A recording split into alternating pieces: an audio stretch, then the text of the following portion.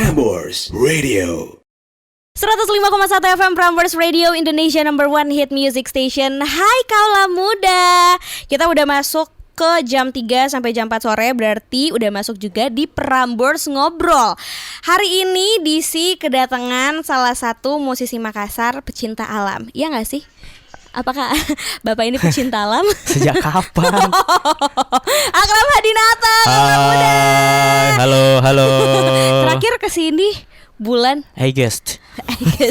Bener. Agustus. Kaula muda itu kita Agustus. kemarin ngebahas lebih banyak tentang singlenya yang Kebun ya. Iya. Tapi sebelumnya pengen ngucapin congratulations, akhirnya Kura-Kura telah tiba. Iya. Kan? Kemarin Kura-Kura sedang dalam perjalanan. Lahir di tanggal 20 Februari 2021.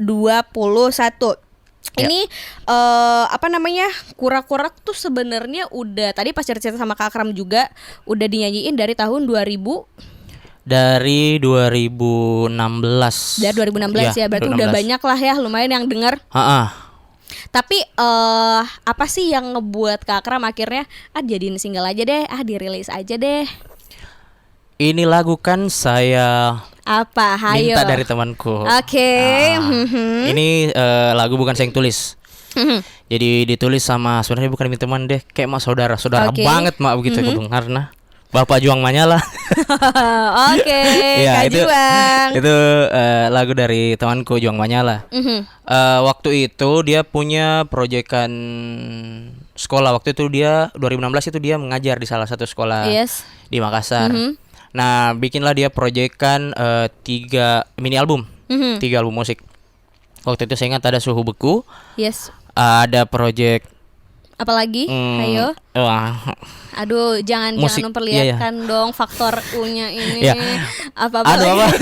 Baiklah kalau sudah. Bukan, ada proyek udah. tradisinya. Nah, Oke, salah satu ini ada lagu Kura-Kura, terus dia bilang, "Ju, ini kenapa lagumu mirip gaya penulisanku?" Iya.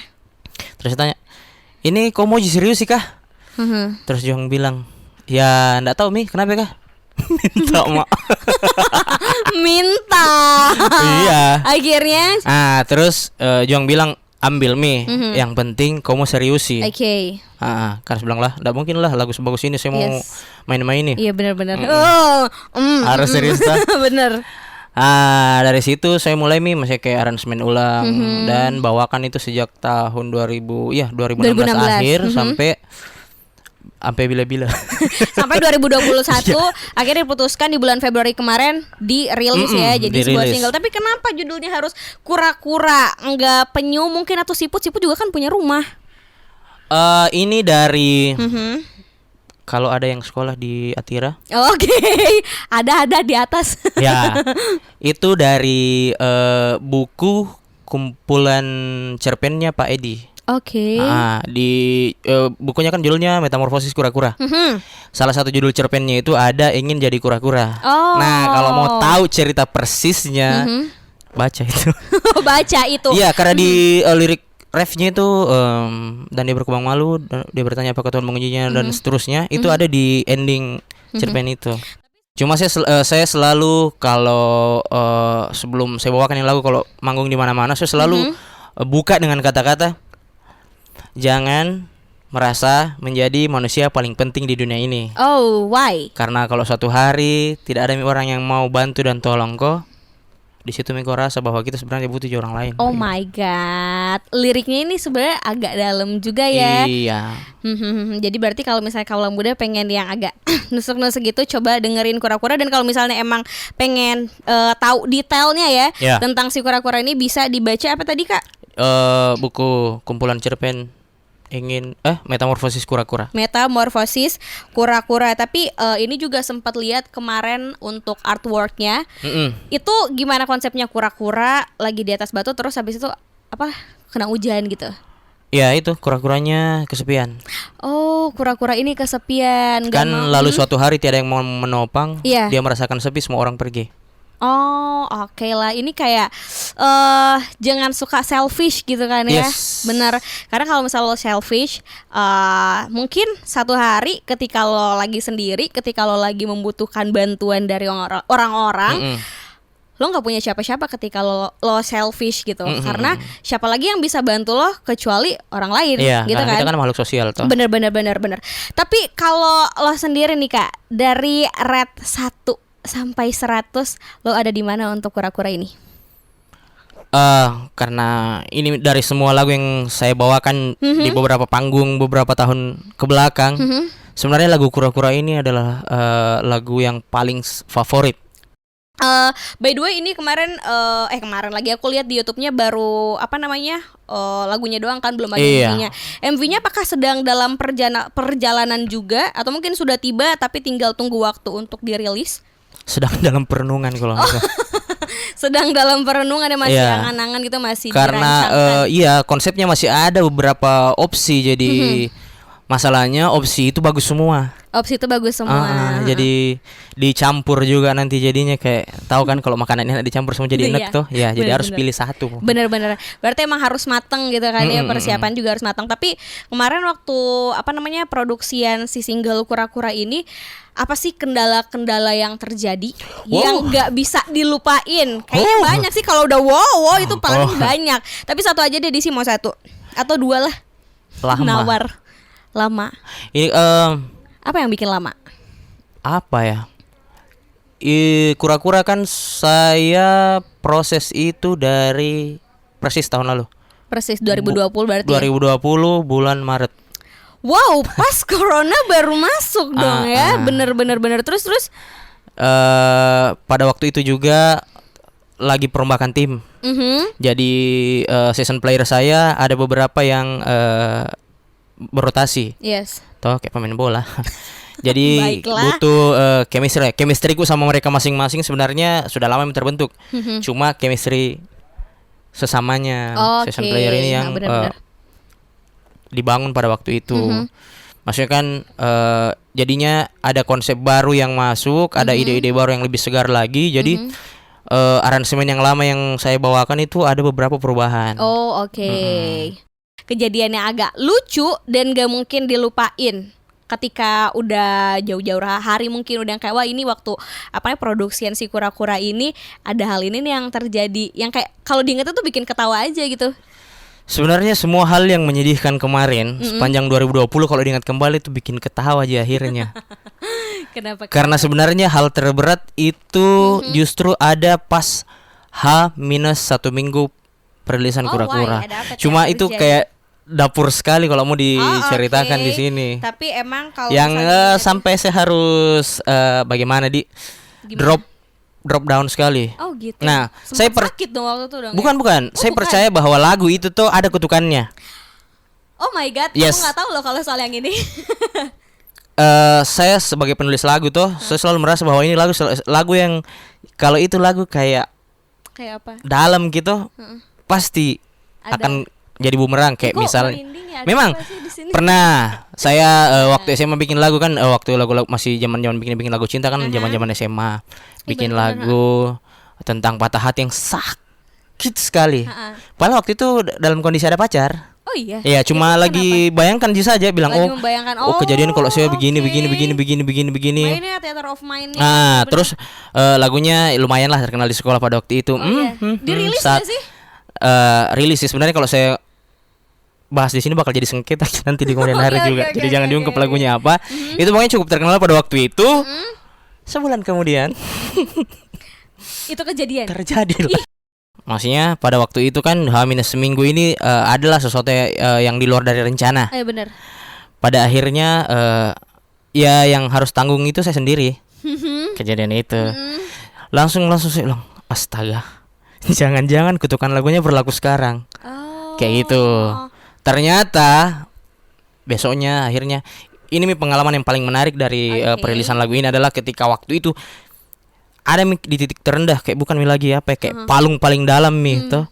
Tiba-tiba saya telepon teman untuk cari solusinya. Temanku juga bilang, aduh kayaknya susah ini kalau begini. Kemudian beberapa jam kemudian tiba-tiba dia temukan solusinya dan akhirnya ya Kura-Kura bisa dirilis tanggal 20 pada hari itu. Tepuk tangan lu dong buat Kura-Kura. Apa-apa. Oh, bisa tepuk tangan? Bisa dong. Coba aku tuh dari bisa. tadi. Tepuk tangan dari tadi udah kura-kura udah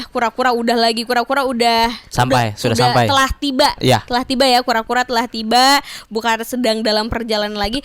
Karena kalau nggak salah seingat DC juga sekitar bulan Oktober itu ya pas kita interview, Iya. Akram sempat kan bocorin ya? Sempat saya bocorkan kami mau rilis bulan Oktober pada waktu itu.